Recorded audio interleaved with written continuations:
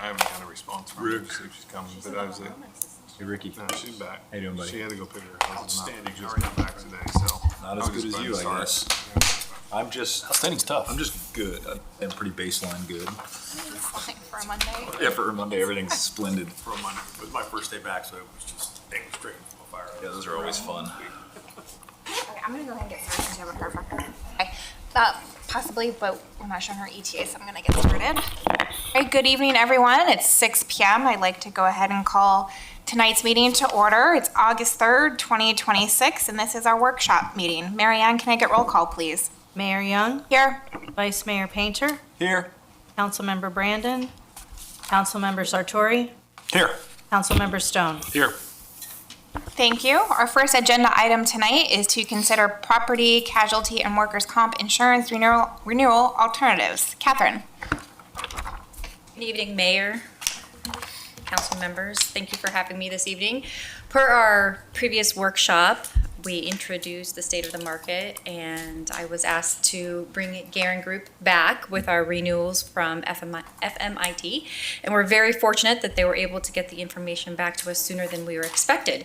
So I have Rami here with us this evening, the senior consultant with Garen, to go over those renewals and some alternatives and answer any questions that you may have. So I would like to introduce to her.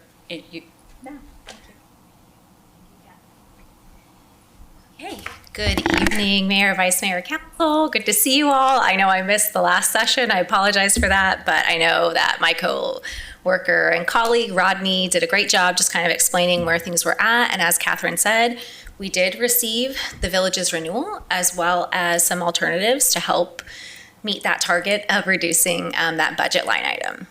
So in your packet, you do have our traditional evaluation spreadsheet that you've seen probably the last few years for as long as you all have been on the council.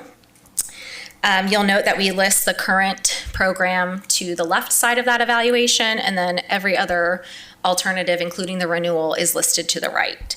What we do is we do highlight plan design benefits or enhancements in blue and plan design decrements in red. So you'll see a couple of those things on your screen. We also highlight some of those changes with respect to your exposures, just to give you an idea of why those numbers may look the way they do.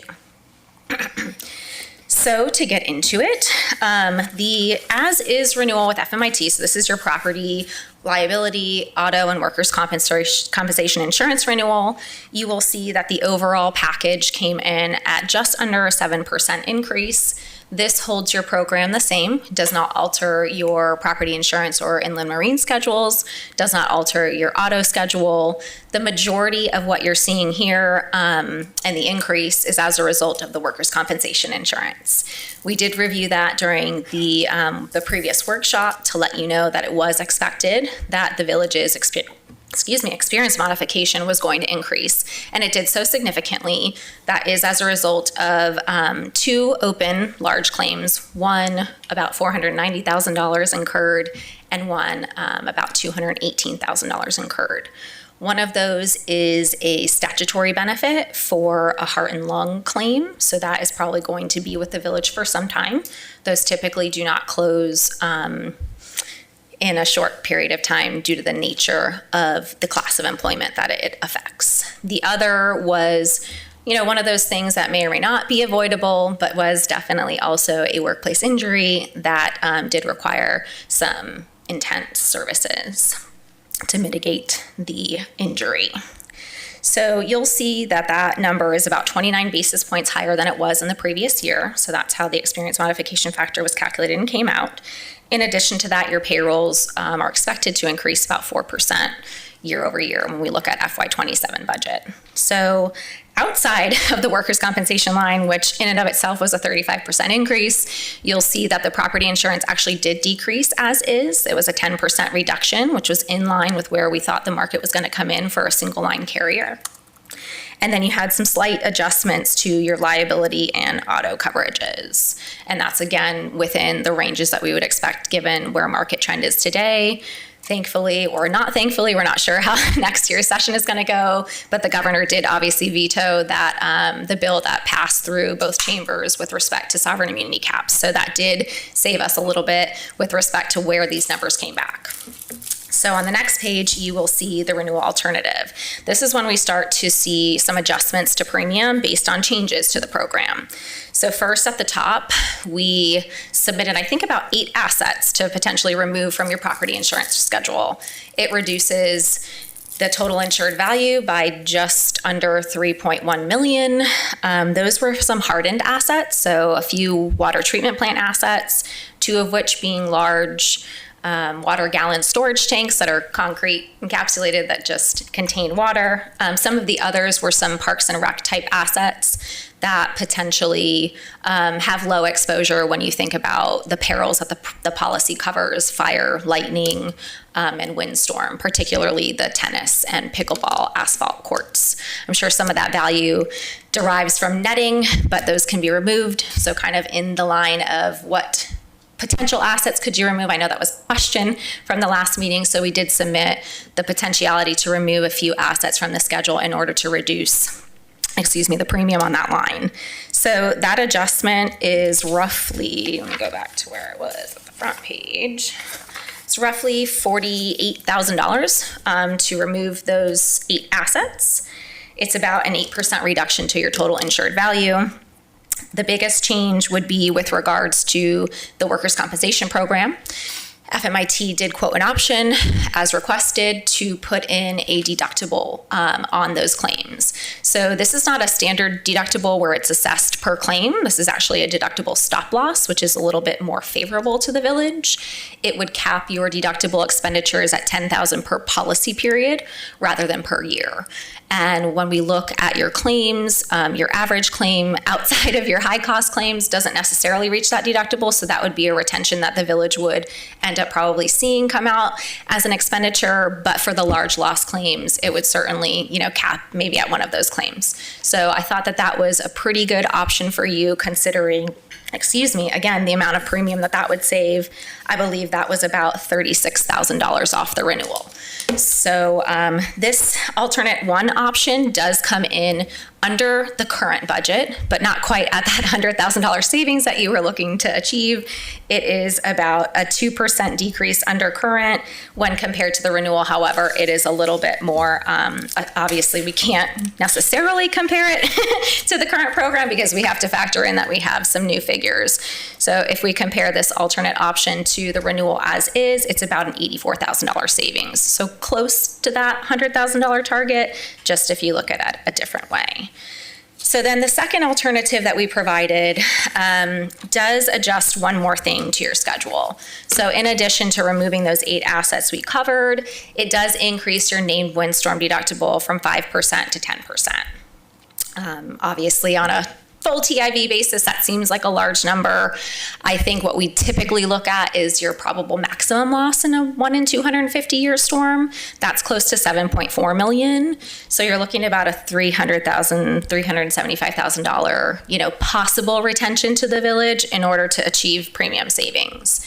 Now, the net savings isn't really there when you look at premium to the potential retention on the village. However, the probability of a storm is obviously volatile, whereas the premium savings is fixed, so immediately delivered to you.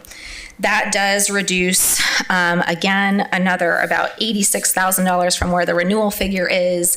So thought that was a good option to share with you.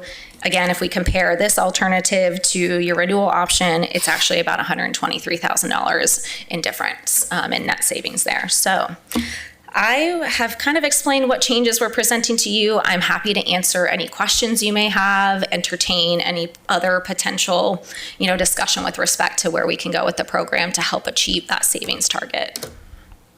Thank you. Council, Welcome. I'll open it up for discussion. Thank you. You're welcome. Great work. I guess question for Jeremy and Catherine, who, if you're responsible for this, what's your gut tell you? I mean, the increasing to 10% is a little bit scary because that's that liability amount could deplete anything that we would ever have. But I just want to know what your opinion is. So going off of, and I'm just going to give you a couple points, going off of kind of what the mayor has talked about in the past about, being very conservative with storms and named storms and hurricanes and having the money to be able to sustain that, like that 10% that you're talking about, that worries me a little bit. I guess it depends on what your goal is. If you're trying to save money, obviously you would go with the option two. If you're trying to, be as conservative as we can, we'd stay with our current plan. So it just depends on where you guys want to fall. But I think, from what Catherine and Geringer brought back some options, I think that was the intent. And so it's up for discussion. I'd like to hear what my colleagues up here, what their input is, because insurance is really not my strong point. I'll be the first to admit that, but, I have a concern. I'd like to see that we can cut the premiums, and some of the options give us a chunk, but I too am concerned about the increase of the deductible. That scares me, because that could wipe out anything that we have, and we might need to hold on to those. The landscape could change in November, but right now, I'm a little bit concerned about increasing the deductible. So, The only other comment that I had that I was going to bring up is, I know we took the playground off of this. With our current playground, probably not a huge deal, but if we're going to put in, a $600,000 playground, we may want to make sure that that's incurred. And I think we can probably do that at a later time if we do change that next year, if we continue, down that path. But other than that, I just wanted to make sure I mentioned that one as well. do we know, I think you said 7 assets were removed? I believe it was 8 from that schedule. They are listed in that attachment. It is the It's hard to read, but yeah. the tennis courts on County Line, the 2 water storage tanks at the water treatment plant, high service pumps, which they're very low elevated off the ground. Most of it is pumps actually and pipes underground, as well as the transfer pumps. That's the multi-play at Constitution Park. So that is the large structure there. And then we did take one of the other small well houses off the schedule, consistent with what we've done in the past. So I guess 1, 2, 3, that is 7. Those make the most sense. Yeah, we thoroughly went through the last asset survey to get eyes on what these assets look like, to again go through the policy and determine which exposures really were present and whether or not those justified premium being paid for those assets. Okay.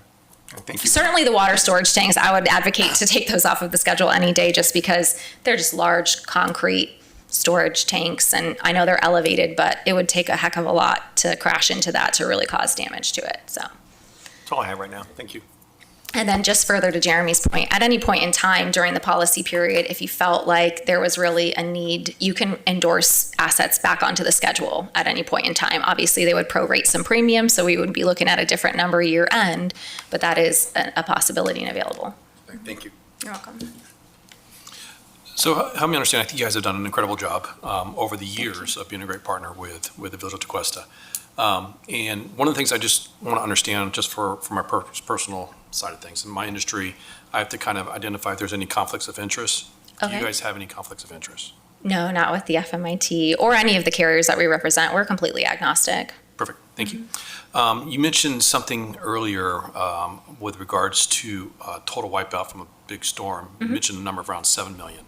Can you explain, go further into that? I was going to ask that question, so thank you. Yeah, sure, absolutely. So after Hurricane Ian, and there's been some adjustments since, so we haven't done one of those in the last 2 iterations, but after Hurricane Ian, both of the large modeling software systems updated the way that they look at storms and incorporate surge data in that. So after 2022, when that occurred, the RMS 23 version came out, and when that study was done based on the assets that the village does schedule, the potential maximum loss modeled about 7.4 million for a 1 in 250 year storm.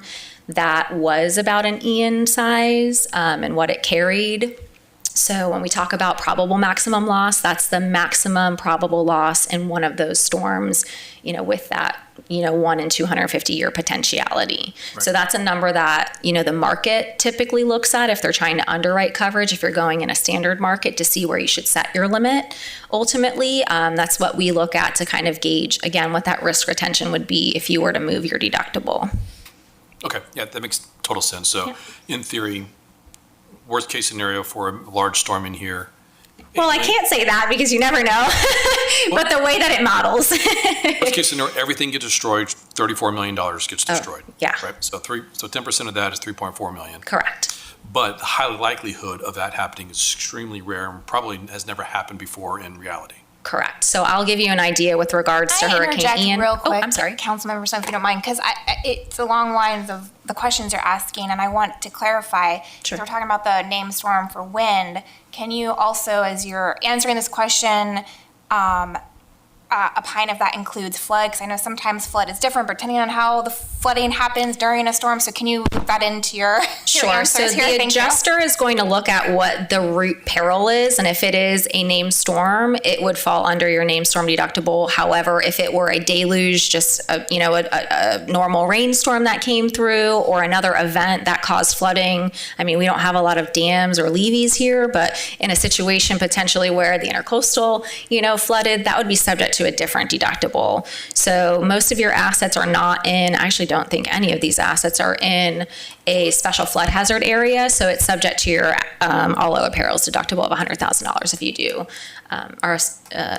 result, or if that does result in damage. Sorry. But I was going along the lines of, to give you an example of Hurricane Ian. So we have a very large county over on the West Coast that actually was directly impacted by Ian. Their total insured value at the time on the policy was like 500 and some odd million. They did experience about $44 million in damage. So that's kind of and they had a lot of surge damage. Obviously, that was a very significant storm that nobody really expected as a result of the surge water coming in. But that gives you an idea. And they've actually been hit by probably 2 of the bigger storms that hit Florida with a lot of large losses. And again, in a $500+ million insured value, they've only been susceptible to, I think, paid losses were 46 in the 1 and 44 in Ian. So that just gives you an idea of what that gap could potentially be. And that's what the PMLs are there for, the probable maximum loss studies. Sure.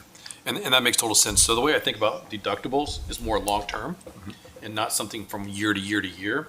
But I bet you if you look over a period of 10 years, 15 years, if you had a 10% deductible, how much that would have saved the village over that period of time, it probably would have been significant. Yes, a storm might happen next year and it's going to come back and bite us in the butt. But if you keep it for 20 years, it will pay itself off. That's the way I kind of look at it. And if I'm looking at that differently, and maybe I shouldn't, please speak up. No, I think that you're, in the lines of where do you weigh your risk tolerance, right? What do you look at? You have immediate savings, and then you have the potentiality for loss. Right. And so the way I look at it is we potentially have, call it worst case scenario, $1 million worth of a deductible that could happen next year or this year because of a large storm. And that's, I think, extreme.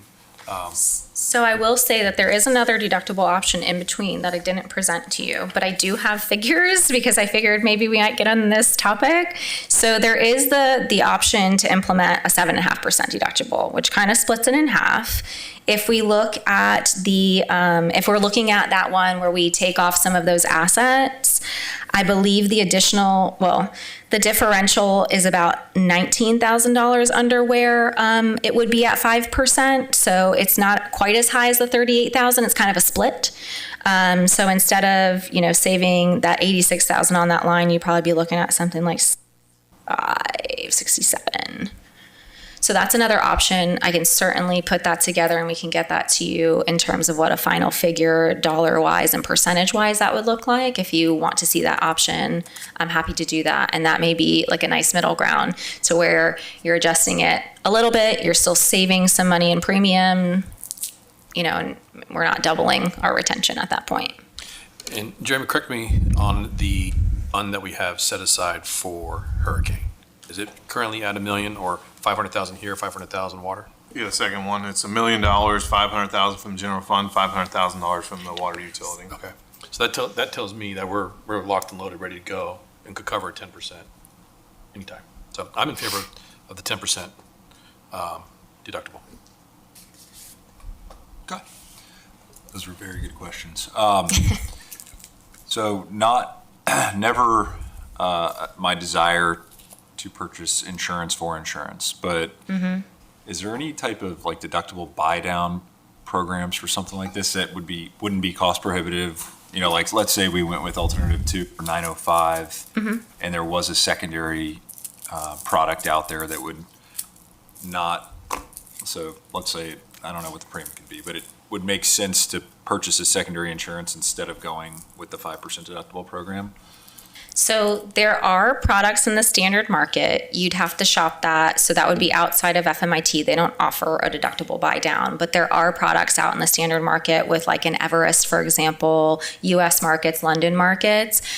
I don't know what the pricing on those would be, particularly because you're already at, you know, a kind of a lower percent and dollar value, because when we look at deductible buy downs, we're talking about like entities that have $75, $100, $150 million deductibles. So the appetite for that in the market and the premium that they may want to charge just to even take that on or even try to underwrite that as a part of their program, I'm not going to say it wouldn't be beneficial, but I just don't know that there would even be an appetite for that. Okay, just curious. Yeah, I mean, I'm leaning more towards where Councilmember Stone is. I mean, it's 10% a lot, but I don't think it's something we couldn't survive. God forbid it did happen, and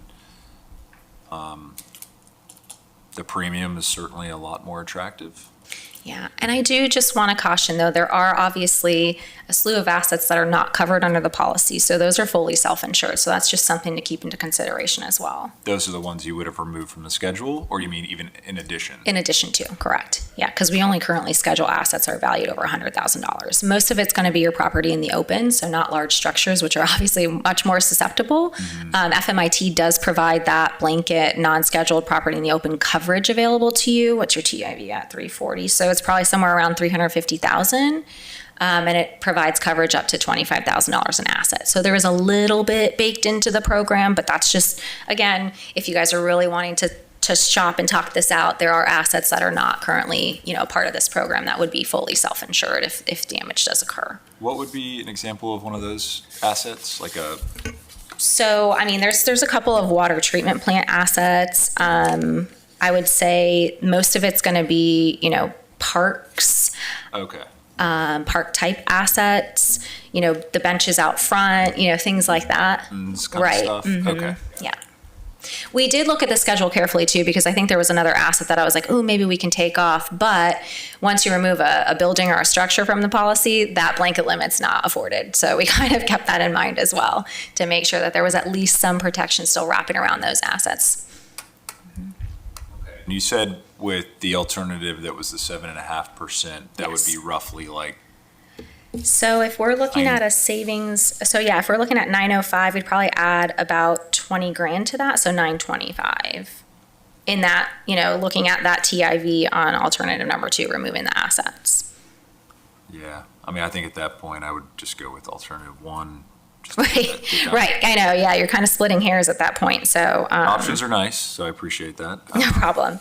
Yeah, I just figured while we're up here talking, I mean, there are more. I don't have any other questions. I think, first of all, great job. I should have said Thank at the you. beginning. Sorry. Yeah, I think, I'm not, obviously, no one's a fan of big deductibles, but I think considering our preparation and the relative risk, I can get comfortable with 10%, just given that the premium's, you know, $40,000 less than the alternative. Well, I'm gonna kind of just keep thinking on that. Yeah, mull on it, yep. All right, Mayor. So just back on the floods, you did confirm that flood during a storm, whether it's via storm surge or rain, that would be covered under the named storm Correct. coverage. What about, Within a certain period of time, like obviously the adjusters have to look into it. So let's say that the storm is present for maybe 48 hours, but let's say a storm comes, like a rain comes after it, That would be up to the adjusters. So there is, there's obviously gray in every black and white policy. But for the most part, they are going to consider that as a part of the named storm. So I just want to make sure that I'm being Okay, fully well, and that's transparent. why I ask, 'cause I do know there's technicalities with flooding sometimes. So I want to make sure as we're, considering any of these potential changes that we have that in mind. Yeah. What about just general flood insurance? Unless I'm totally missing it, I don't see that we have flood insurance, or do we? No, I don't have it baked in there. That is a part of the FMIT program. So they have a $5 million policy year aggregate limit available for flood coverage to the village. And again, it's subject to those, either your $100,000 all other perils deductible or the named storm deductible, depending on Okay, so we do the have peril. it. Correct. Just not- Yes. There's a lot of things in the FMIT policy in terms of coverage extensions that we don't always list on the sheet. But the policy document, I'd be happy to go through it because that's my thing. But there are a lot of things, including flood. Yeah. I just want to make sure we're covered there. And then you touched on this, big picture with our historical claims history with the workers' comp. Yes. That wouldn't really meet that on average most years, right? Correct, So yeah. that's not a huge risk. It's not. I just want to revisit the asset list again. Sure. And those decisions were made off of assessments that you guys have done. But I want to understand the risk there, because basically we'll be self-insuring those, right? Correct. So what really is the risk on those items that, you kind of touch base on the pickleball, the storage tanks, the pumps. I understand the playground, Yeah. maybe it's reasonable to self-insure that now since it's older, but our thoughts might change if and when that gets replaced. But can you kind of go through some of those too, so we just really understand the likelihood of, because I think too, we don't even really know, there's so much that goes into even making a claim. Yeah. So we don't even know what on these items could we even make a claim for. I got you. Because sometimes it's not worth it to make a claim, so you're going to pay for it yourself anyways. So this is so high level for us. We're not in the weeds there. So I'm trying to weigh these risks of self-insuring these so we can realize savings now. Yeah. So with respect to the tennis and pickleball courts, it's an asphalt court. The only thing that's really, freestanding is the netting, and then the poles that obviously hold the netting together. So you're talking about wind, fire that could potentially burn it. I know the nets themselves are not that expensive. The court, obviously, to pour the concrete, but when we think about a property insurance policy, it covers things like lightning, fire, wind, flood. So most of those, with respect to I don't like seeing courts on a schedule because they're costly in terms of TIV and premium because they're out in the open. So when you think about the perils and you think about the amount of premium you're paying, it's not for wear and tear. So that's one of those assets that I'm always like, hey, we really probably need to consider this to take it off the schedule, just because there's really not a lot afforded under the policy when it comes to damage. The ground storage tanks we covered. So in the same manner, those don't, I've never seen a claim for one. Number two, they don't catch on fire. If they get struck by lightning, it might be a mechanical piece of equipment. If it is a mechanical piece of equipment, but hardly ever does that happen. The high service pumps and the transfer pumps. So when I went through and I looked, I think the high service pumps are actually behind one of those storage tanks, and it may be in between another building. So again, the potentiality for something that is large enough, heavy enough to crash into them during a windstorm, because I wouldn't be concerned with those with flood or fire or lightning, is very low. They are, mostly pipes that are in the ground underneath, and they're just exposed with a pump on top that's helping to move the water. Okay, and that's the same thing for the transfer pumps. Now, you might want to ask the utilities director more specifically, because I obviously don't know some of the functionality and where those are pulling and pushing to. But in terms of what that asset structure is, that is, it's in concrete. So it's not lifting out of the ground, that's for sure. And then we talked about the multi-play structure. The well house is probably like a 10 by 12 concrete, flat concrete roof, concrete walled building that has some electrical panels in it with a pump inside. That's probably helping, with lift stations and water transfer.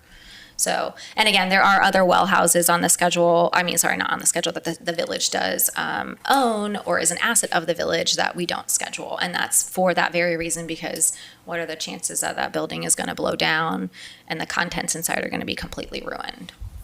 So I guess that would be a question for the manager. There's, based off what we just heard, some we're not even insuring.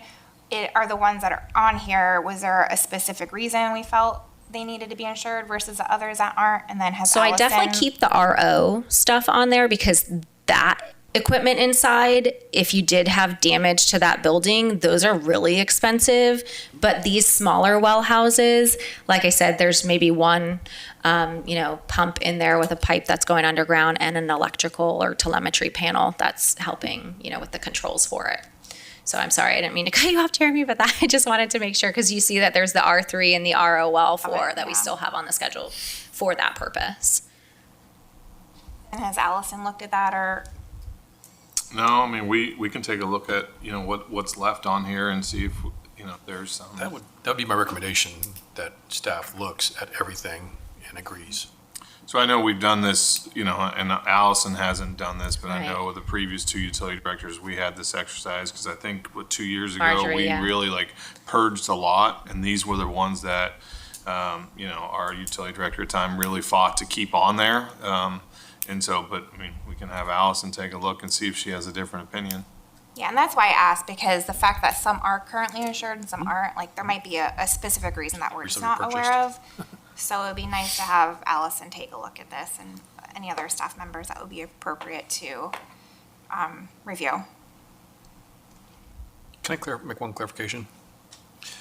Looking at your chart, the renewal number for the premium for the property, Yes. you had at 369,000. If we do the 10% deductible, On that, that's I have that number for you a too. saving of down to 283,000.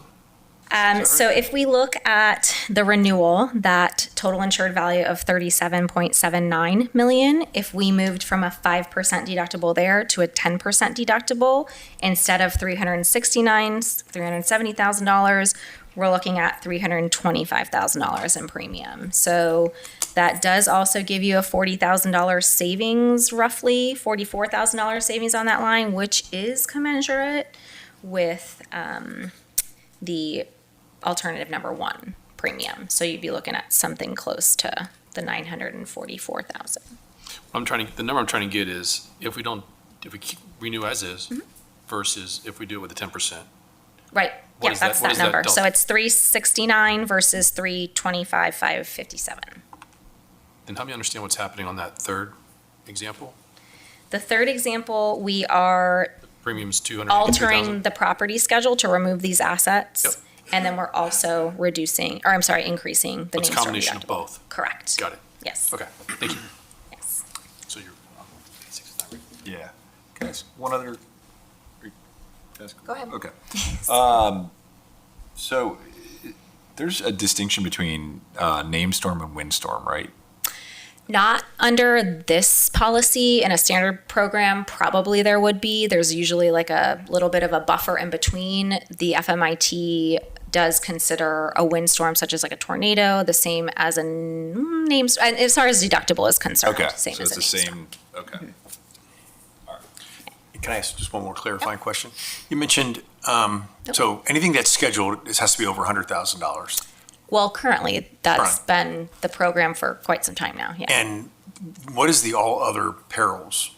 All other. Oh, okay. All other perils are those things, like I said, fire, lightning, regular flood, vehicular damage. So if somebody crashes into something, Okay. and there's a few other perils that are probably pretty 100 young, that's like an 100. airplane falling from the sky, those kinds of things. And is there a deductible on that? That's that 100,000 It's the all other 100,000, perils okay. deductible. Correct. And you mentioned a $7 million figure, which would be the anticipated, That is what the modeling would suggest would be your probable maximum loss in a 1 in 250 year named storm. So And that does our- include surge, and those are ground up losses, meaning not factoring in your so we'd have deductible. $7 million in losses at 10% would be $700,000. Correct. And I think what you were saying is we've already got $1 million set aside. Followed up, yep. So we locked and loaded. Yep.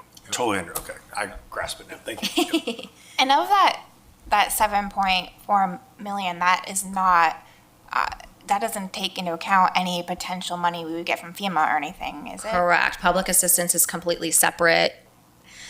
I will say, obviously, there's some FEMA reform going on, so I know that in conjunction with some of these potential property tax reform is causing a lot of heartburn for entities because Cat G Parks and Rec is one of those categories that they are potentially, looking to eliminate in terms of public assistance. So for those damages where you either be self-insuring those or subject to the deductible, you may not see remuneration come back. But certainly for obviously roads, bridges, those types of things, which we can't even really schedule on these policies, in addition to, your major operations, those would still potentially be eligible for FEMA reform, public assistance, just depending on if and where FEMA reform goes anywhere.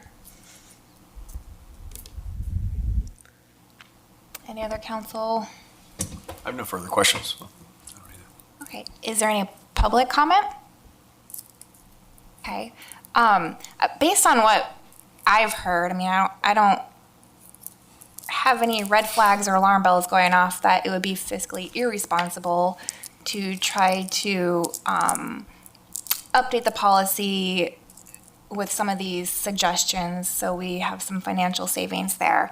I do, again, just would like staff, the appropriate staff members to review that asset list, just to make sure we're all on the same page. Is there enough time to do that? Does this have to be approved at our August council meeting?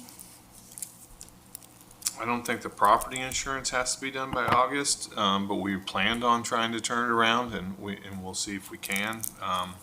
If we're just talking about looking at those things, and we can get with the Gearing Group and see if we can turn those around fairly quickly. Does council have a preference on the alternatives that were proposed today? You mean, Well, between we had the 10% and alternative the one and 5%? alternative two, yeah. I would be, based on what we've discussed this evening, be in favor of alternative 2. Yeah, I like the 10,000 deductible for workman's comp, and I like the 10% deductible for wind and all that fun stuff. Same. Okay, so with that, are we comfortable, so we don't have to workshop it again, are we comfortable with having staff just review the asset list? If they think there's adjustments that need to be made, they can make it, and then they can bring that back to us for, to vote on with the alt number 2? Yep. Absolutely. Is that clear direction? Okay. Can I, you talked about this, about the playground equipment. Let's say hypothetically, we got, everything just goes splendidly with the property tax and we buy some new playground equipment. We would, and let's say we did that within the calendar year, You can endorse it anytime. but we don't know the exact increase to the premium. You would not know. Yeah, the underwriter would have to calculate that for you. We could try to figure out, a number based on what the premium is assigned to the current asset based on the value, but I think that'd be helpful, because that's a possibility, and we're, beating up the costs with it, but by adding that back, we could be right back where we started real quick, so. yeah. could But that's be okay. Potential. Right? It's okay. We're If gonna it's- have if to it's- insure it if it's new, so. If it's needed to insure it, then we'll do that, Yeah, regardless. I agree. Okay, Thank you. thank you. All right, moving on, agenda item 2, consider medical plan renewal alternatives for employee health insurance coverage. Catherine. Thank you again, Mayor, Vice Mayor, Council. This topic is about our current medical plan versus alternatives. At the last workshop, we were asked to present potential cost savings with our, as I mentioned, current plan and Blue Cross Blue Shield. So I'm very happy to announce that our Gearing representatives were able to go back and negotiate with Blue Cross Blue Shield. Initially, our renewal rate was 12.9%, and they were able to come back with 7.0%. With that being said, the village did budget 9%. But again, we asked Gearing to get creative, look at co-insurance, deductibles, come back with alternative PPOs, HMO, and many different things for us and council to consider this evening and going forward. So I'm going to introduce Christian Bergstrom, go over some of these plans for us to talk about. Mayor, Council, good evening. Christian Bergstrom with the Gearing Group. So as Catherine did mention, we were able to successfully negotiate with Florida Blue from the 12.9% increase to a 7% increase. That is with no changes to the plan at all. That is a savings of $153,000 from the original renewal. Important to point out that 7% is actually below market trend. So market trend is at where the budget was set at 9 to 10%. If you look on medical evaluation page 3, page 4, and page 5, those were alternatives based upon your existing PPO plans that you have today. Those plans do, though, significantly increase the cost for employees and their family members by introducing deductibles, coinsurance, and increasing out-of-pocket expenses, including their out-of-pocket maximums for both single and family coverage, as well as increasing their copays. Alternative number 4 does provide the village with savings from the actual current budget, and it also introduces a HMO plan. This is Florida Blue's Blue Care Network, which is their largest HMO network there is. While there is a little bit smaller of a network, we tend to find that is around specialty practitioners. And that is a way that Florida Blue can control cost. There would be absolutely no disruption to the hospitals or outpatient facilities. All of those would remain in network. And the HMO option, it does achieve the savings, but it also does not necessarily put the additional cost onto the employees. In fact, employees would actually see some cost enhancements in the form of lower copays. If that HMO model did not work for a particular employee, like they wanted to stay with a doctor, then they do have the option to enroll in the high deductible health plan, in which the village does contribute towards the health savings account. So they could keep their physicians. These options do, though, Florida Blue did have a caveat that we would transition your dental plan from Solstice to Florida Blue. Solstice is going through their own transition right now. They are transitioning to United Healthcare. And so there would be a transition with that. And they also indicated an 8% premium increase for the dental and told us that they would not be negotiating. So Florida Blue did us a favor, and they were able to lower the rates for all of these packages that we presented, and they also came in at an 8% increase matching the benefits. So we thought that was fair for the savings that were achieved through the negotiations from the medical. Okay, thank you. Council, open it up for discussion.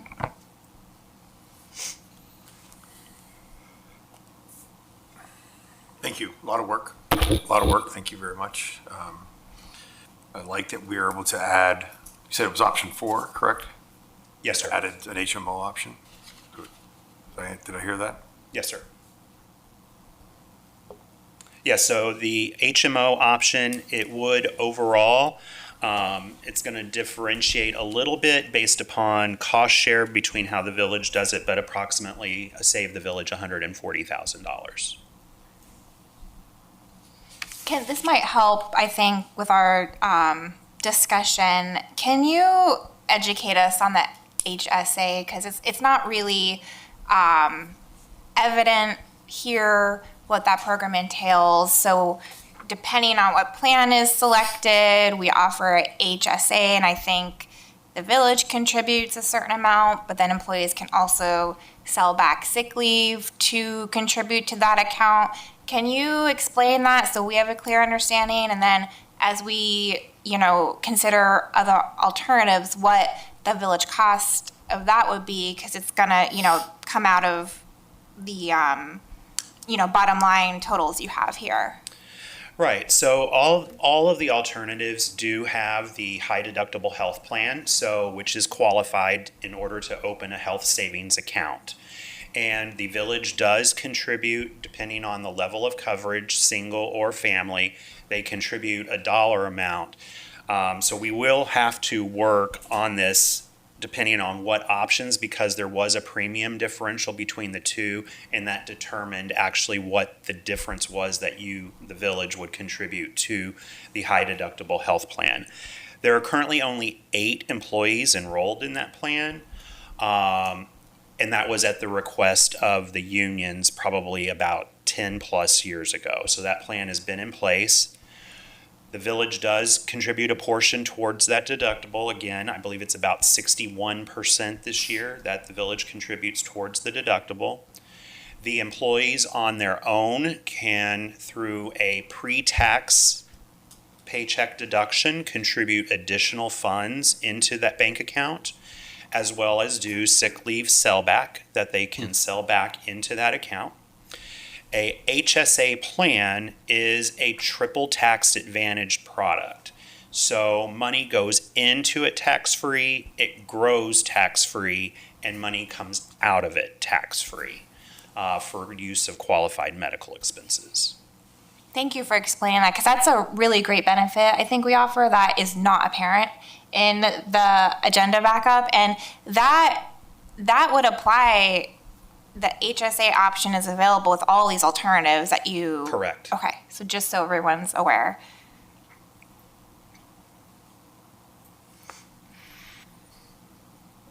Councilmember Sartori, do you have anything? No, I'm sorry, I have nothing else at this time. Thank you. For me, it's important to understand what the baseline offering of health insurance that we provide to our employees. And that, to me, with everything going on, is kind of where we need to really kind of focus, I think. And then from there, giving them the options to be able to purchase if they can or want to have the different options.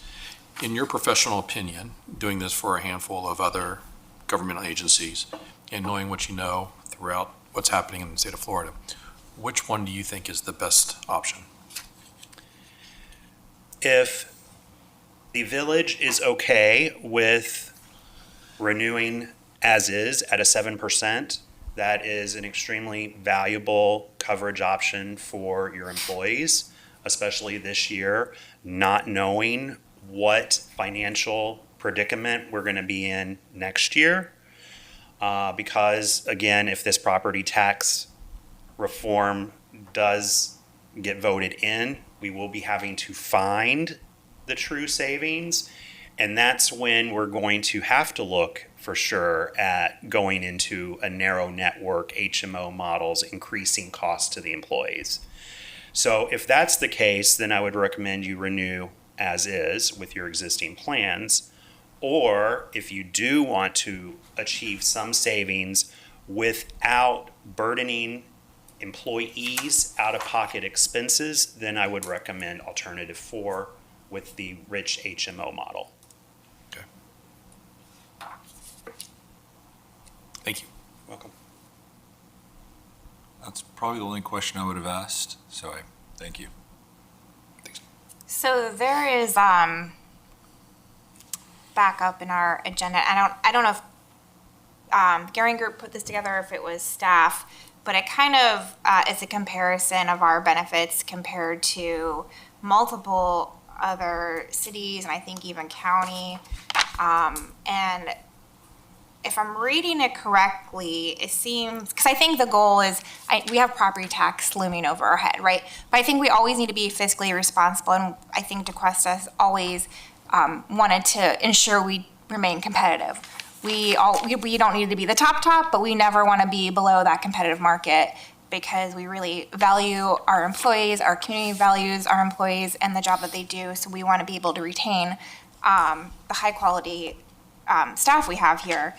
But looking at this backup, it looks like in many categories we're well above the average. Can someone kind of explain that backup and what that means? We got the comparables that Gearing Group gave us, and we crunched the numbers with the 19 comparable agencies, and based on where you're talking about HSA, where we don't offer that as in our standard plan anyways, and then, office visits, and just basically broke it down by category and gave you guys what the typical municipality does, what the average is, what the ranges are. And there's some, some footnotes in there, like 11 and 9 in the physician office, 11 and 19 agencies do that. So we basically just summarize the document that the Garing Group sent us based on, their clients that they have. I would like to point out that item number 8, the employee cost per month, I believe that would be the trade-off. And that would be the discussion that I know that the unions would probably be pointing out, is that the cost share that they pay out of their paycheck is higher than the benchmark. So in return, the thinking would be that they should pay lower when they use the plan. So that's one thing that, based upon my experience with the unions here, that would probably come back at. And you mentioned option 4 they would actually have a decrease in out-of-pocket expenses potentially. Yes.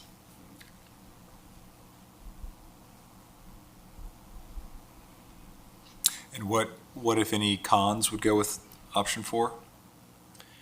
The cons, for option 4 would be the potential of network disruption, where individuals may be seeing certain providers and they are just not in the Blue Care network. I know, for example, I can say that for dermatology, I can print a Blue Options directory and there's 5 pages of dermatologists. Well, for Blue Care, there's maybe 2 or 3 pages. So it is a smaller network of providers. However, again, all of the hospitals, all of the outpatient surgery centers are in network. Okay. So that's what we were referring to earlier, when it mostly would affect specialty type. Okay, got it. But would they have the option to get a PPO or the high deductible? Yes, they could enroll in the And that high would deductible health potentially plan. cover that disruption? Yes, And that also, if they were to upgrade to the Blue Options plan, that does include out-of-network coverage. does. If they were concerned about that too, because the Blue Care Predictable does not have out-of-network, correct? correct. Okay. So if there's concern there, there's an option to upgrade to the Blue Options, and then that. It's very rare to find an out-of-network provider. So, I mean, in the Blue Options plan, they're pretty much every provider accepts that. Okay, and what about, would the dental be HMO too then, or? No, the dental would remain PPO. It matches your existing schedule, and I actually feel that you'll actually have more dentists. Okay, yeah, the dental HMO scene is pretty bleak. No, we don't offer a dental HMO. Okay, I just want to make sure that was an HMO, because I know No. that one's not. There's like no one that accepts that in the area, so, okay. I guess more out of curiosity, I have no doubt that you all are fantastic negotiators. But how did you get, other than us picking up the Blue Dental, how did you guys get them from 12 to 7? I mean, that's such a huge. So they actually are really trying to bundle coverages, and I believe there are some, margins there that they're able to, not having just a standalone dental plan. They have margins from the medical that can offset some of the dental and vice versa. And we are good at negotiating. Okay, well, that's good to know. And with alternative 4, so if an employee were to upgrade for the Blue Options plan, that would, they don't have to do the HSA, but they would have the ability to, is that correct? Absolutely. And then, so the village pays a difference between, well, basically, we pay the deductible into the HSA. Can you explain that? Again, I'm just trying to understand that cost for those that would want to upgrade and participate in the HSA. I would recommend we cap the HSA at a dollar amount contribution annually, knowing that they have the ability to, I know he's going to answer that, but just. Yeah. They have the ability to put sick time in there, I think is absolutely incredible. Yeah, no, it's a great benefit. Knowing that a lot of the employees have hundreds of hours of sick time. Sorry to cut you off. Is that something we can do? I don't know if there's any We'd have to look at it. I know our union contracts are specific about our contribution with the difference, I believe, but I'd have to look at it and get back to you. So if we can't do a dollar cap like Councilmember Stone, what is the village's contribution with alternative 4 to an HSA? It would be I believe it's the difference between the two. So the difference between the two plans, and then we deposit the difference into the HSA account for those that participate, those 8 people. Yeah, so we'll have to go back and reevaluate that because now the HMO is actually a lower cost than the HSA. So maybe it would just then be the difference of the two, but there's only about $100 differential in premium between the two. So that would be roughly $1,200 a year for a single employee contributed into that account. Okay. Just want to pose a possible another option that I could pose to Krishna as well to council. Potentially, instead of having an HMO and a high deductible plan, possibly having a buy-up PPO alternative. Mm-hmm. So rather than the alternative being a high deductible plan, having Two the options, or three PPO options. as is. So if you don't want the HMO, you could pay the higher premium for the current PPO, and the employee would 100% have to pay the difference for that PPO. Yeah. And then that way, they're not losing any of their current providers, they're not losing any of their current benefits, and it's 100% their option. And Yeah. then the village is still seeing all the cost savings on the HMO, and then the employees who want to see the savings in their paycheck can still have that. Give them those options. Just a thought. Yeah, and I actually have the pricing for that. So you're saying they would have 3 options? Basically, the employees would have 3 options? Yes. So it'd be the blue options. Well, right now you have the predictable cost plan 03748, and then the blue options plan 05180/05181. So are you saying you would have the HMO and then both of these options to choose from? Yes. Okay. And so if the village offered all 3 plans, the HMO, the existing 2 PPOs that you have, so the 3748 and then the HSA plan, the village would still achieve an overall savings of 6.2%, which is approximately $147,000. You would offer all 3, and actually, yeah. Now, if those employees that wanted to buy up, it is costly to buy up. What is that cost? Is it in here?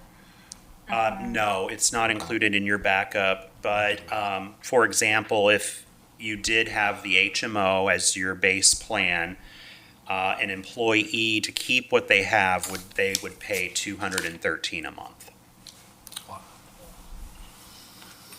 Okay.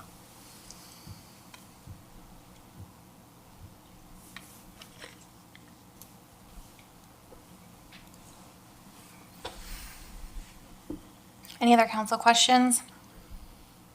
No. For me. Is there any public comment?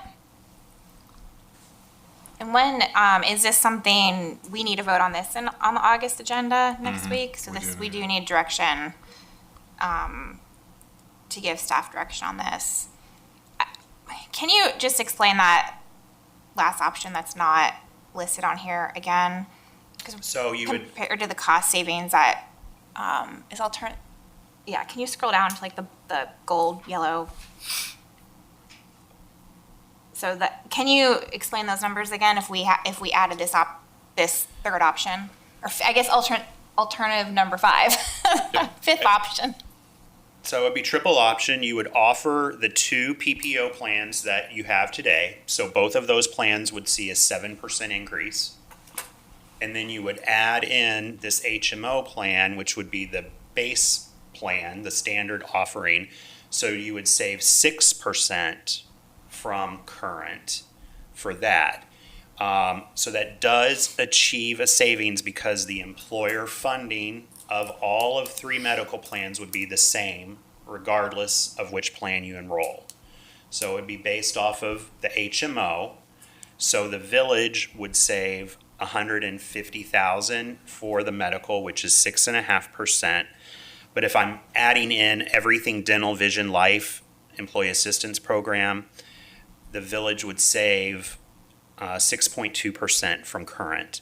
So your cost would decrease $147,194 based upon current enrollment, bringing your overall employer funding from $2.38 million to $2.233 million. Okay, thank you for walking through that again. Absolutely. All right, council, what direction do we want to give staff on this one? I'd like to see all three options as an option for, So the alternative number 5 that is not in our agenda backup. Yeah. Yeah, I think I agree. I mean, I don't, obviously savings is great. I don't want to burden our staff, but I think giving those options, it sounds like we're not necessarily doing that. So, well, to be clear, it potentially could be $200 a month. more at the OPPO. So 2 times 12 adds up. And earlier, when you were talking about the book that was the dermatology example, which policy were you saying was the 5-page? The PPO. PPO, and then the 2-page would be the HMO. Okay. Yeah, I think I'd second what Councilmember Stone said. I like the kind of last one we brought up here that's not in the backup. Okay. I'm in Councilmember Stone. agreement. Okay, all right, I am as well, so that's what you guys can bring for approval in next week's meeting. We will. All right, thank you so. That said, these are, I understand healthcare costs are like, I would love to hear if staff just has like a compelling reason to do something different. I would love to hear your thoughts as to why that is, because $200 is a lot of money. So I don't want to, like, if someone has a doctor that they have to go to, and they're not in the HMO and they're going to have to go up to that PPO to cover that 200, or if there's multiple, I don't know, but I would just appreciate if there's a compelling concern within, our staff about any of these decisions we're making. It's just such a, Yeah, so typically, from this point, we would take it to our benefits committee, which we will, but it's kind of late in the game at this point for these major changes to try to get any kind of feedback. Most of the people won't know the impact until after we change over. I mean, I know a lot of times when we change over from specific carriers, we have to worry about, medications and things and what's covered, what's not. It sounds like, just staying with Florida Blue, there won't be as many, but I think most of it we're probably not going to recognize till later down the road, I would guess. okay. And I mean, it's very standard practice to assess benefits. I mean, companies change. Every year. it might You go- probably, are more, able to speak more on this, but my experience is it's very common to change carriers and for benefits, for cost reasons. It's not uncommon to kind of go through what we're going through right now to consider options, but here we're staying with the same provider too. Yeah. So, which I think helps, because often people change providers, and sometimes that's because there's contractual issues with insurance carriers and, medical specialists in the areas. There's so many factors that go into play, but assessing this and changing is not uncommon. Correct. And I mean, worst case, if for whatever reason something doesn't work out, then the next year things can be adjusted, right? Right. I like it that there might be some employees that might get a pay raise in their paycheck if they go with the HMO, because that's works for them. I like that the village is getting its potential savings too, and I like that everyone has options, and the fact that they can do the sick time for the into the high deductible plan. Health savings account is huge. Right, and also with the fact of the matter is that this HMO option is what they would call their richest package. So then, depending on what happens with the property tax, That's locked. then there is movement that we can go to Got it. in terms of different plan options. Okay. Okay. I like that. Okay, staff, you have the direction, and to everyone from the Grand Group, thank you so much for coming to visit us again and for all your hard work and finding some solutions for us that helps with our goal of saving some money. Thank you. All Appreciate it. Appreciate it. Thank you. right, agenda item 3, Tequesta Park improvement updates. Doug. Good evening, Doug Chambers, Public Works Director. We have an update tonight on Tequesta Park improvement projects. I'm joined with Jonathan Haig from Kimley Horn. Jonathan has prepared a PowerPoint presentation with an update. Jonathan is currently working on putting together the site plan application to submit to Martin County. And then also in the update, Jonathan has given a snapshot into what it would look like building the project over several different phases, with the focus on keeping the park open for the public as the project were to develop. So with that, Jonathan has a presentation tonight, and we can answer any questions you might have. Hello. Hello. Hopefully this is a little more exciting than insurance and health plans. It's a lot more fun. Hopefully. So this is our update for August 2026. This is the existing conditions. We've updated this aerial to show the after the invasive removal, so you can kind of see in the bottom right and left a lot more vegetation missing after the vegetation removal has happened, and a little bit on the north of that little cleared area as well. So not to keep that in mind, but we are still avoiding largely the scrub areas. We have expanded a little bit into the areas that have been cleared out to take advantage of some of those cleared out spaces. There it is. So as far as an update, the areas that are highlighted in yellow kind of show the areas that have changed. One thing that's happened is we've advanced the engineering on the project to show where our dry retention areas will be, or detention areas. Those are going to be outside of the outfields of the ball fields on the north side of the park.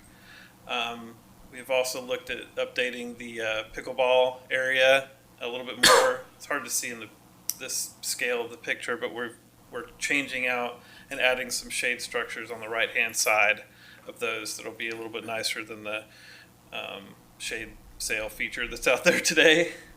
And then we've actually added a little bit of parking to the right and avoided taking out some trees in some other locations. So we've kept some trees but added a little bit of parking on that right-hand side of the traffic circle entering the park. But largely the program is still the same. Everywhere else that doesn't have a yellow circle around it is exactly the same as the last time you saw it, which I think was a few months ago. We still have the playground. Currently, we're still looking at the features we showed you back at that time. We're just using those as placeholders for right now. Those can be picked out and changed later if needed. But just want to remind you that for the items that we've been looking at. So we have kind of a big kid area, small kid area, and some smaller features kind of sprinkled in there, as well as some shade sails. We have the same kind of features we showed you last time for the splash pad. These are the really highly interactive features that'll be out there that have a lot of pushing and pulling that make the water do different things. We think this will be pretty exciting for adults and kids to play together out there on the splash pad. This is an update. This is our current site plan as it is. We are ready to go to Martin County for a site plan approval, and part of our ask tonight is to get the blessing to move forward to that step. We also took a look at phasing as well. This is really in no particular order. We looked at what made sense spatially on the plan. To us, doing phase A first made sense because it kind of takes care of some of that core in the middle of the park and allows the rest of the development to happen around the perimeter. That could change up if needed. We certainly open to the conversation to look into some different alternatives.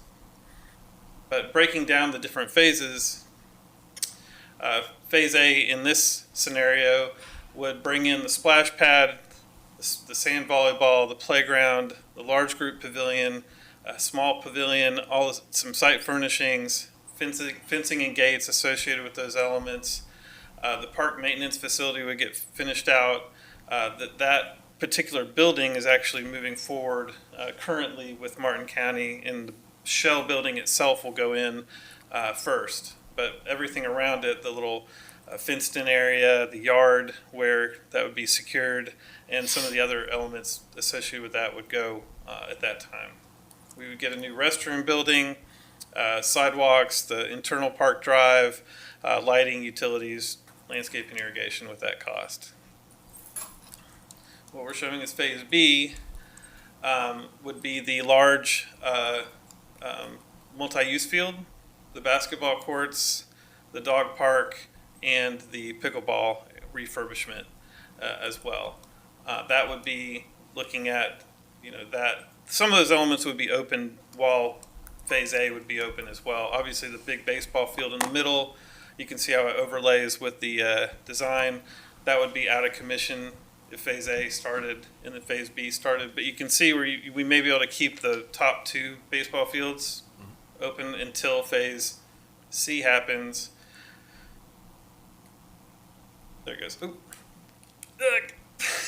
Phase C, where we put in the new 300-foot field and 225-foot field, as well as finish out the parking where the former basketball was, and then put in the batting cages as well. And that would get, along with the ball fields, would be the new concession restroom building up there, and the unpaved trail around the perimeter as well, which would be improved with a kind of a aggregate surface.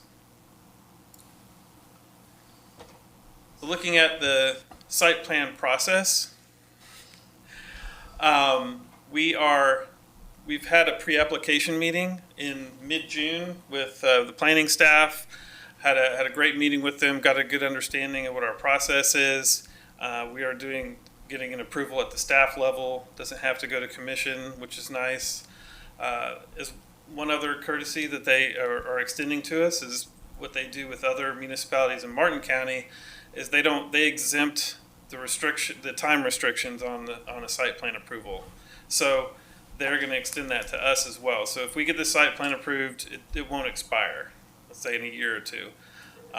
Also, we can phase it during that time. So if we go in and just show them what we're going to do on a phasing idea, if needed, we can phase it in stages as well. So I think that's a big advantage for us there. But I give you a flow chart here to show you what we think the process is going to take. We think it's going to still take a while. They get about 45 days in between reviews. We think it's going to take at least 2, hopefully not more than that, reviews before we get the staff level approval. We have so far assembled everything on the right-hand side, which is all the elements we'll need to submit the site plan application, location map. We've looked at excavation, fill, and hauling.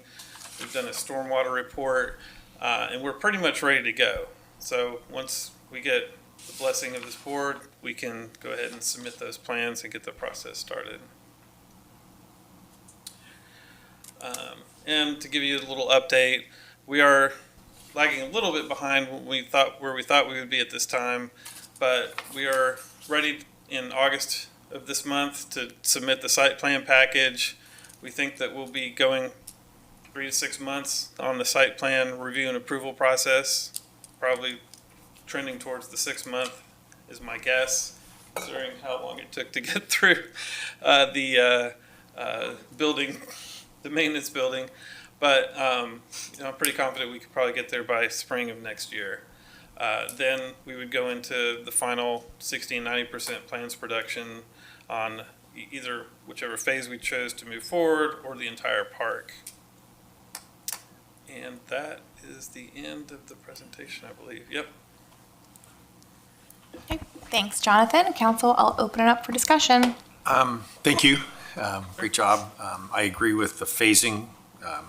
have the groupings of the phasings. I think if we were to move forward with a phasing approach, the splash pad and the Phase A, Phase A would, I think would, the ones that would get the constant use daily, 52 weeks a year, they'll be busy, unlike some of the sporting fields that may not be utilized all the time.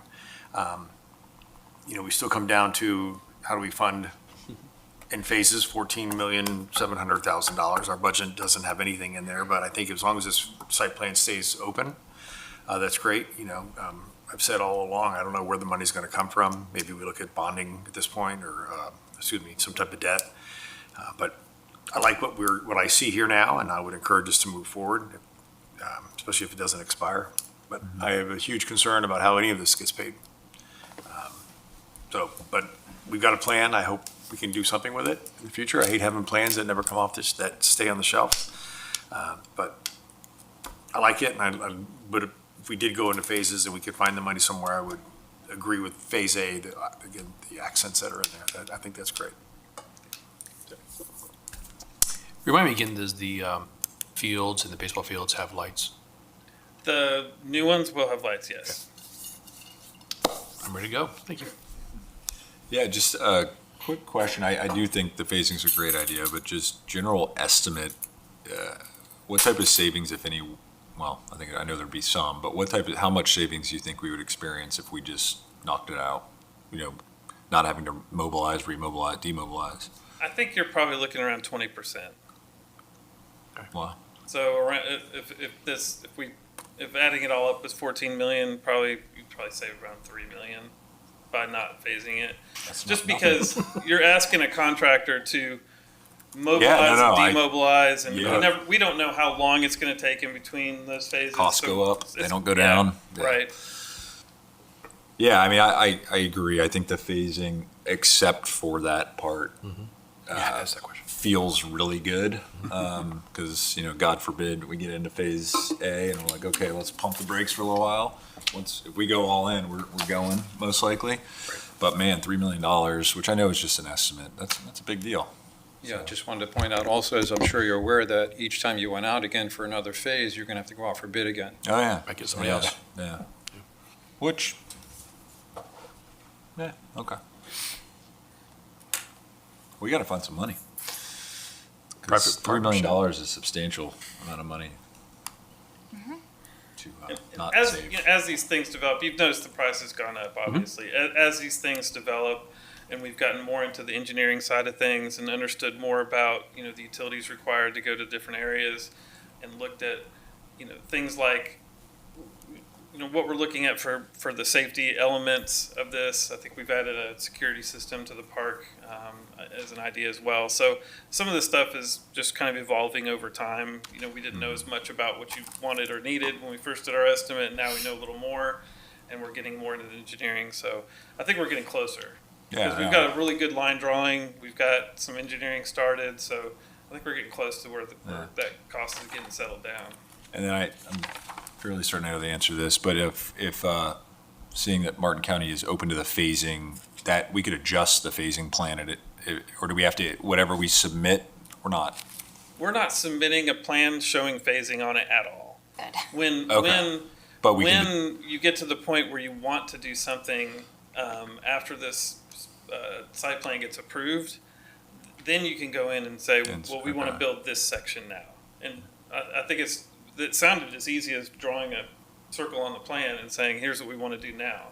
Okay. And then preparing the building permit drawings for that area. Good. No, I'm all in favor of moving forward. Yeah.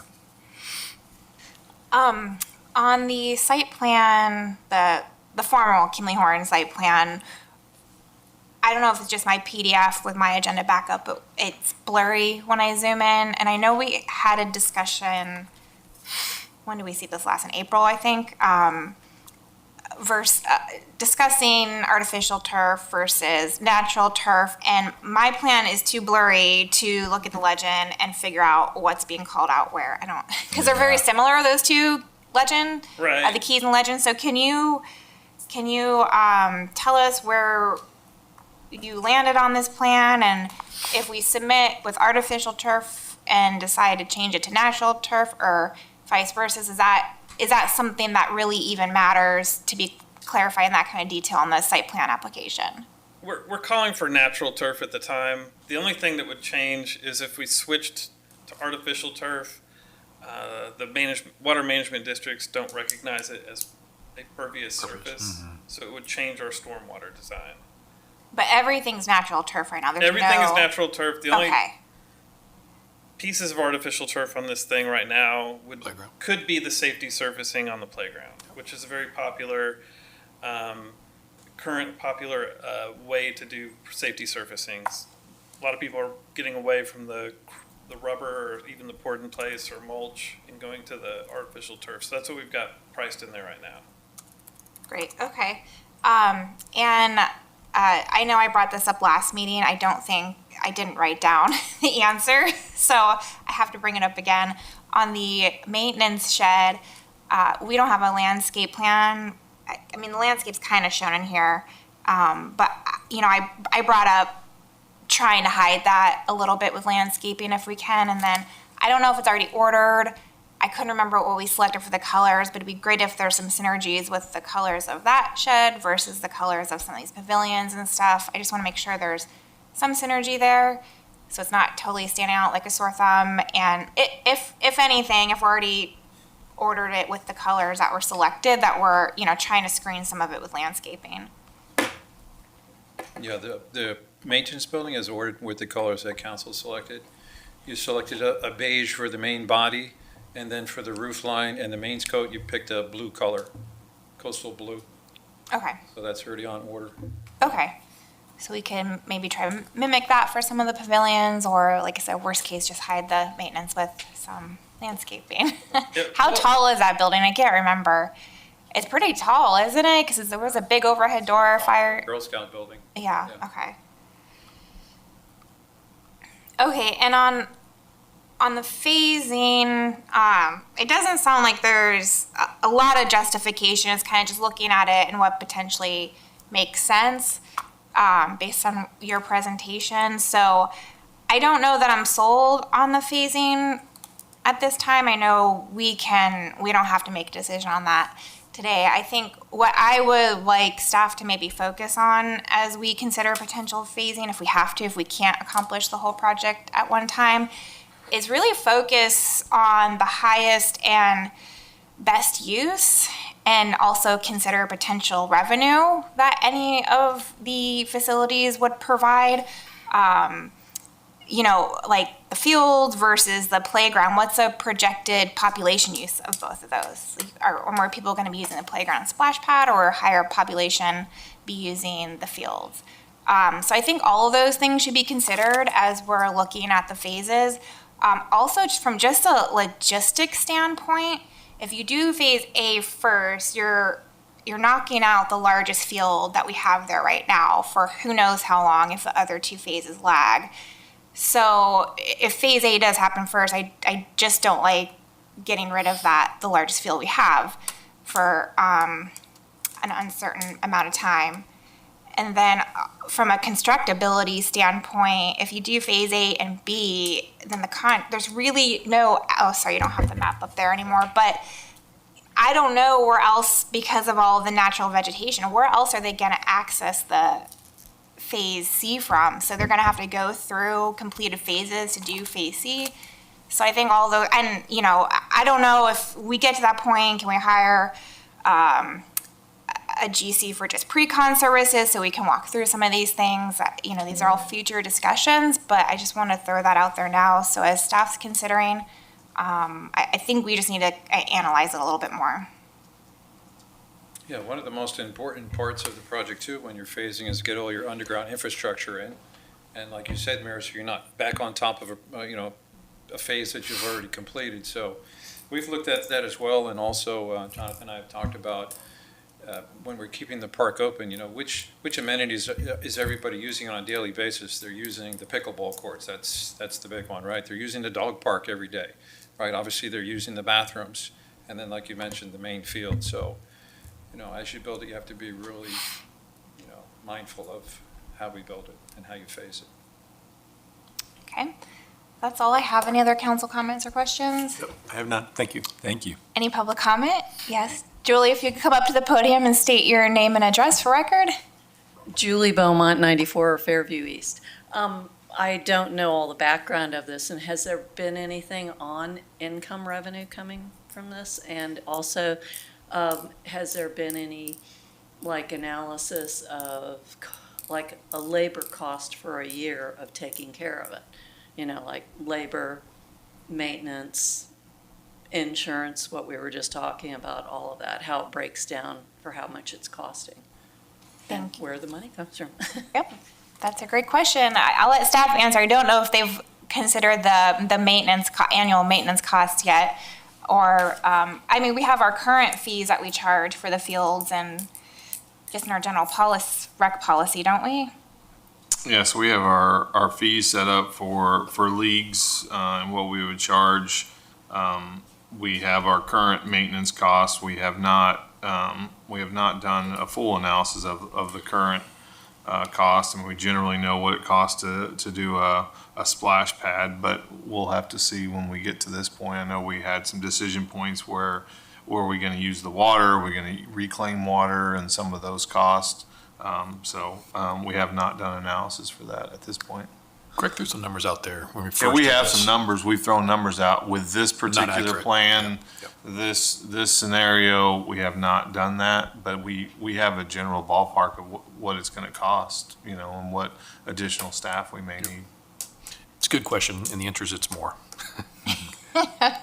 Yeah, more than what we're spending now. I think ultimately, before we say, all right, let's do a phase, We have to do that. that has to be the conversation, and know that has to be budgeted for as well.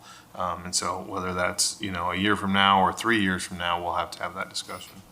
Yeah, I think there's a lot to analyze on the phasing if we're gonna have to still. So, it's a great suggestion, but I think there's just so much more we have to consider to come up with a final phasing plan, should we decide to phase it and not do it all at once, so.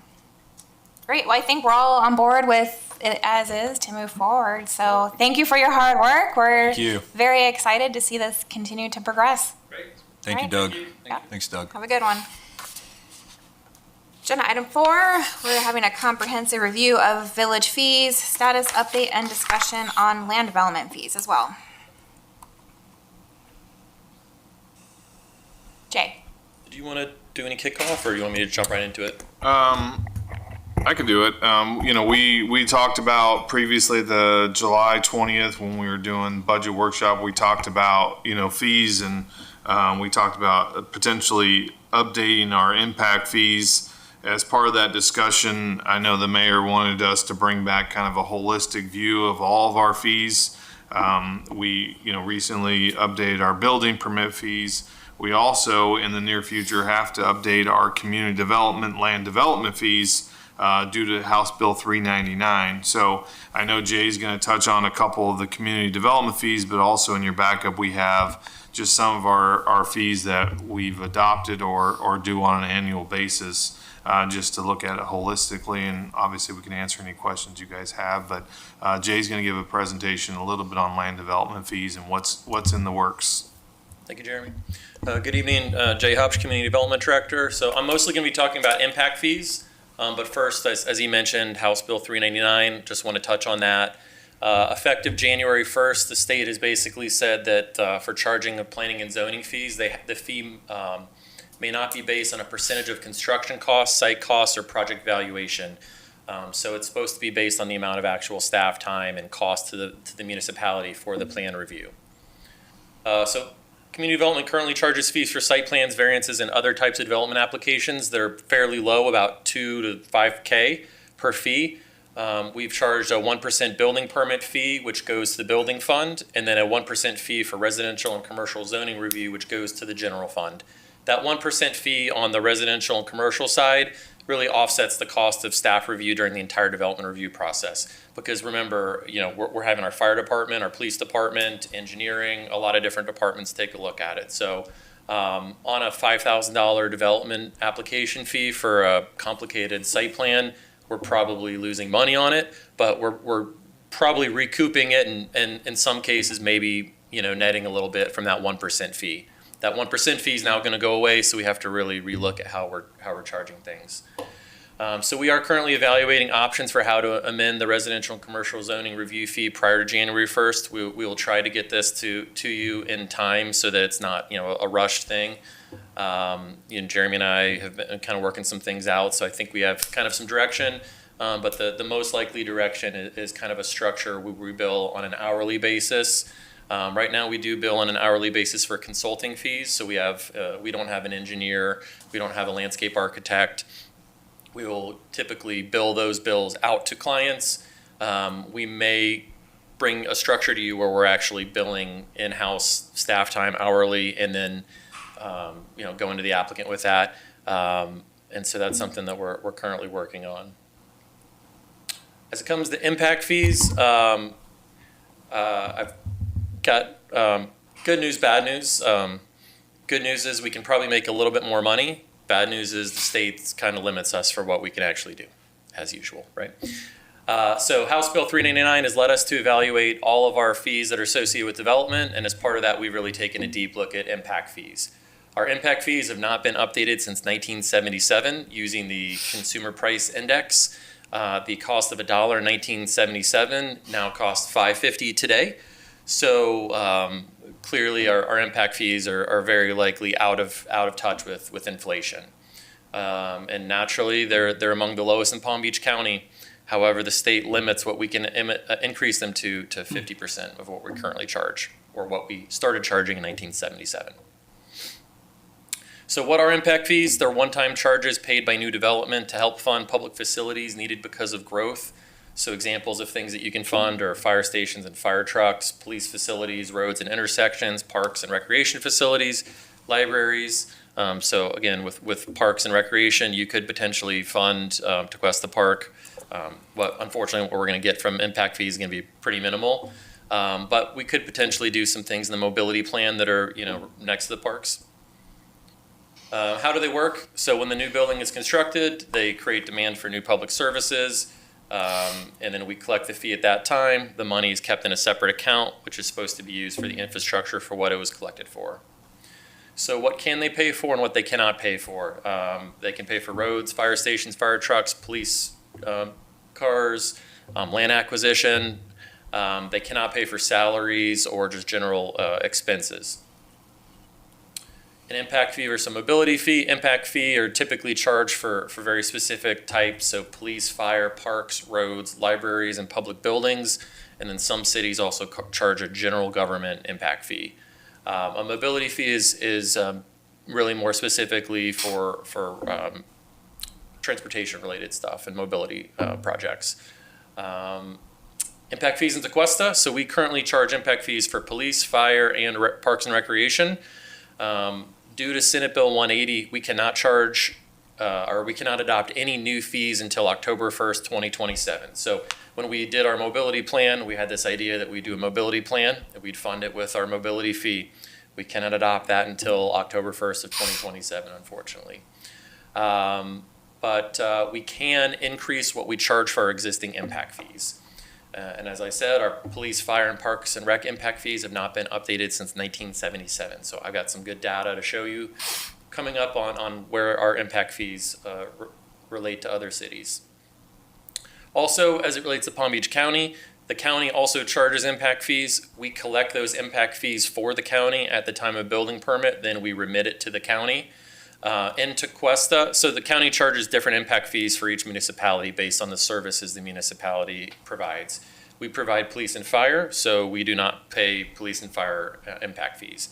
The county does charge for parks, libraries, public buildings, schools, and road impact fees. And this is just kind of a general look at what the county's impact fees are. So for a 2 to 3.5 3.6K square foot house, it's about $15,000. On a larger house, there's a slightly higher scale, so probably a little bit higher than that. 20,000 square foot general office buildings pretty low. Those don't really have much traffic generated, but things like retail and fast food generate a lot of traffic. So the road impact fees are pretty high in those. So 50,000 for an 8K fast food and 45 for a 10K retail operator. So in 2021, the state legislature adopted legislation that says that municipalities may not increase impact fees by no more than 50% of what the current fee is. And then it also has to be phased in over time. So if you increase yours by 25% or below, you phase it in over 2 years. If it's under 50,000, it has to be implemented over 4 different annual increments. So we would do, 12.5%? So we do a 12.5% yearly update for 4 years until we get up to that 50% number. Even after that 50%, we would still be, amongst the lowest in the region. But the good news is, the next time we get a chance to bite at the apple, maybe in another 5 years, we slowly would hopefully be able to catch up over time. So here's our fire fees. The current fee is $86.74 for a single family home. The maximum on a new fee would be $130. Jupiter's fees, which just got updated, are $896. North Palms, which were adopted in August of 2024, right after the Senate Bill 180 restriction got in place. So they actually did, as far as I know, they're invalidated right now, but they did their study and these are the numbers that they came up with. Gardens is $763 and Stewart is $568. And I've got the multiples later, which will show you just the percentage difference between us and all the other cities. Police fee, $94 for a single family home. So Jupiter's on this one is pretty low. It's from 1995. It's $68.93, but North Palm's $48 and PBG's $563 and Stewart is $568. And those are more recent fees. Parks and Rec fee, we are at $413 on a single family home. Jupiter's, which was done in 2006, is $1,200. North Palms is $1,100, and Palm Beach Gardens is $4,630. And Stewart's is $182, which is on the low end. Mm-hmm. So if you look at the multiples here, when you add them up for a single family home, Jupiter's are 5.1 times higher, Gardens is 14, North Palms 5.1, and Stewart is 3 times higher. So just substantially lower than everybody else. This is what we collected. It's generally, it's not a ton of money. 2021 is probably the outlier, and I think that's when we collected all of the reserves impact fees. I believe they paid all of them up front, so even the unbuilt ones right now have already had their impact fees paid. So yeah, over time, it's been $58,000 in that 6-year span. So some potential future projects that we could get impact fees on: the County Line subdivision, which is in review right now, 24 single-family homes. The Hawks Cove property we annexed, which I think is 10 homes.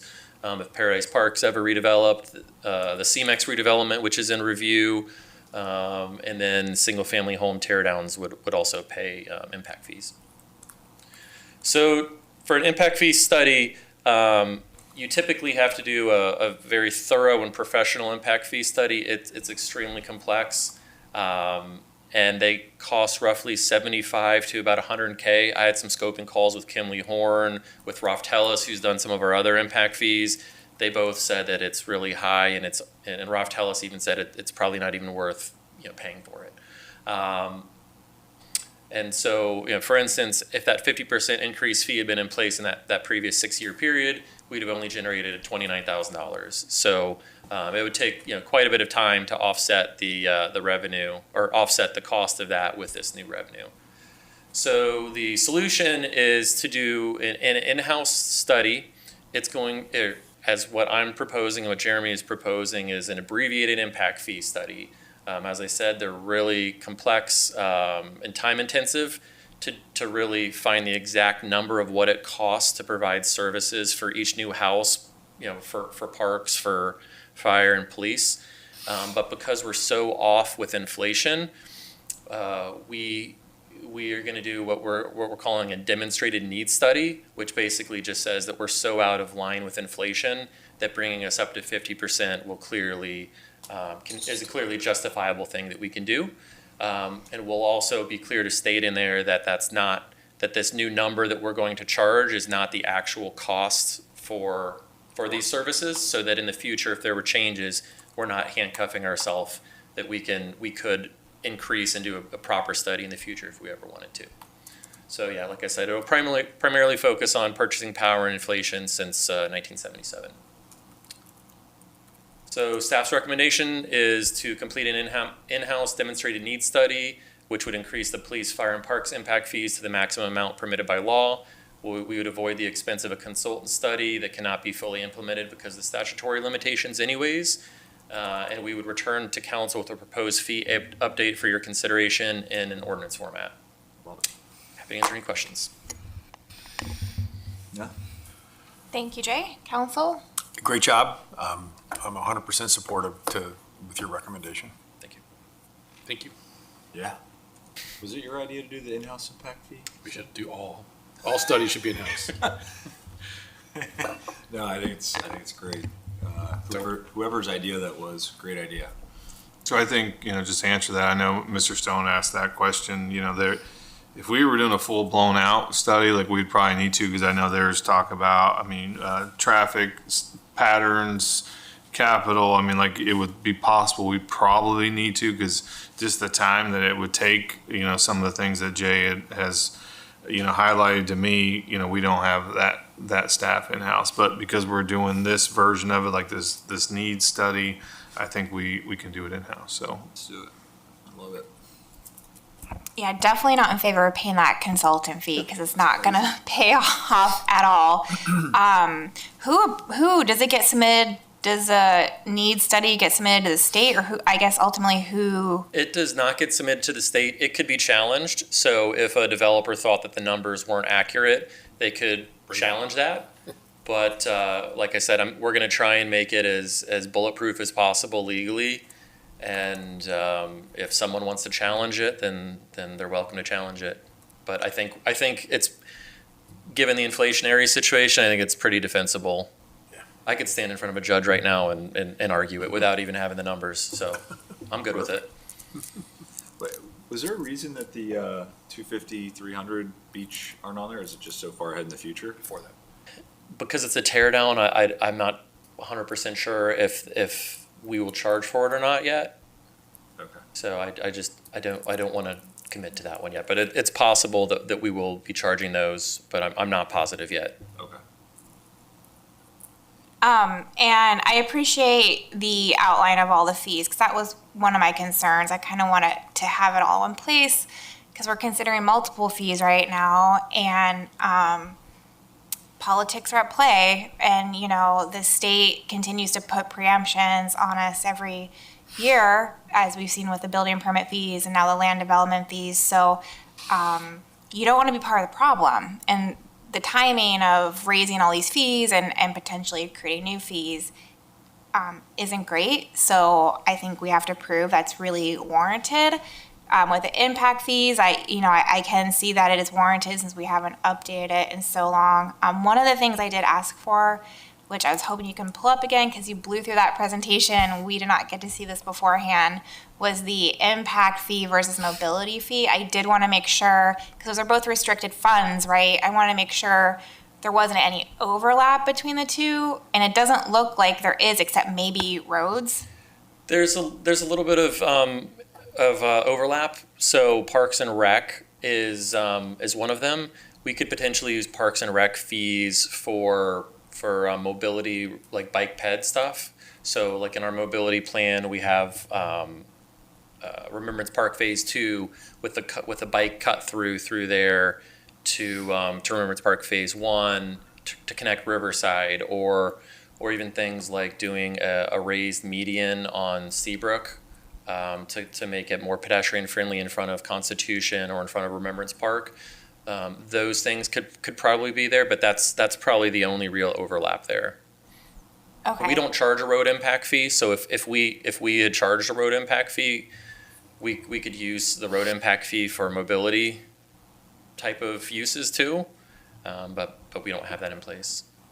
The county gets all of the road, even our portion of the roads that we own.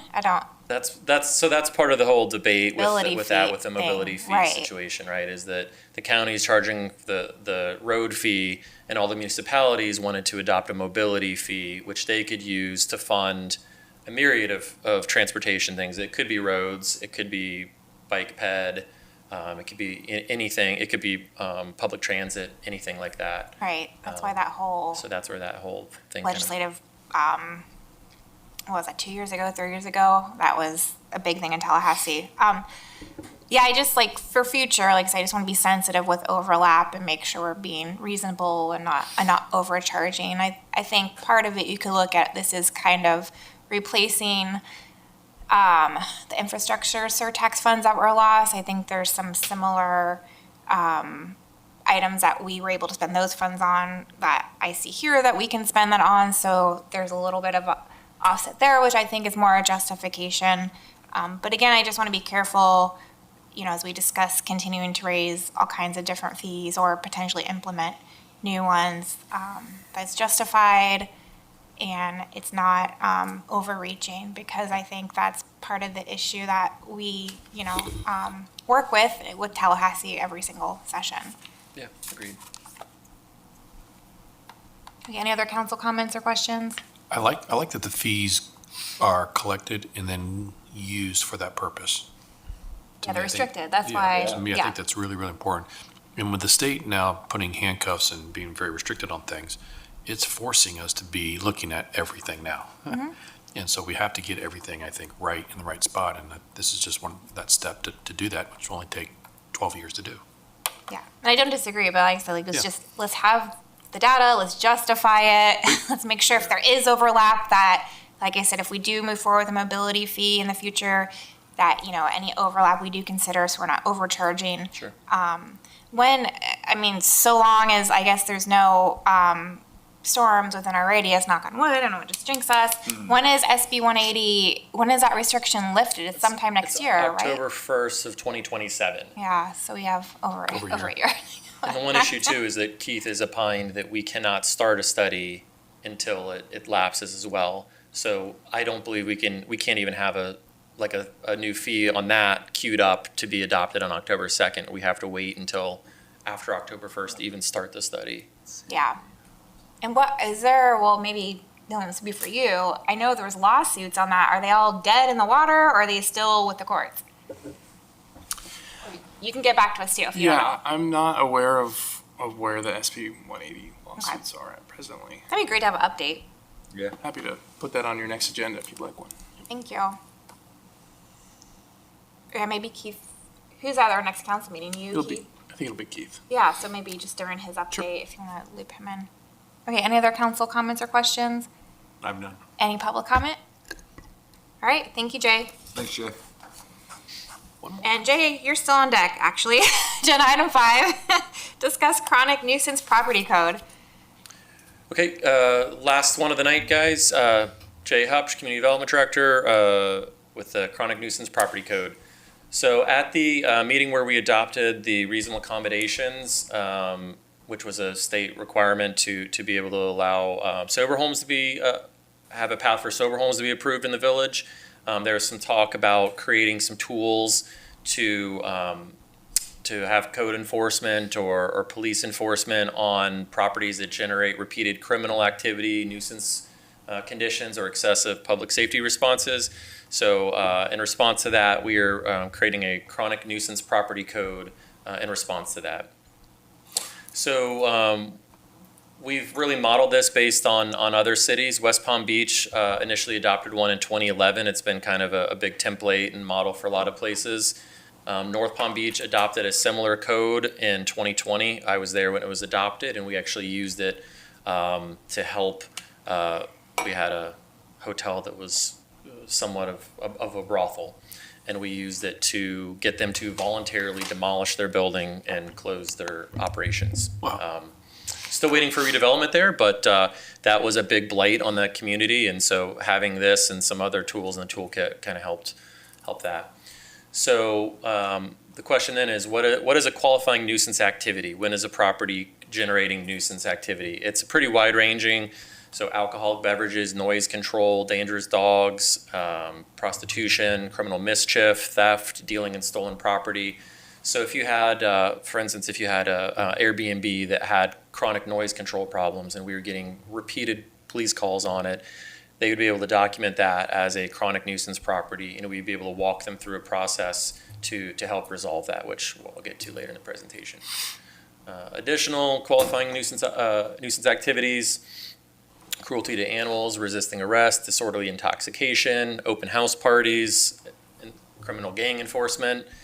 And then at the end, a call for service to a property for someone who's overdosed, which, you know, we're very fortunate that we don't have sober homes and we don't have to deal with things like places like maybe a Delray Beach does.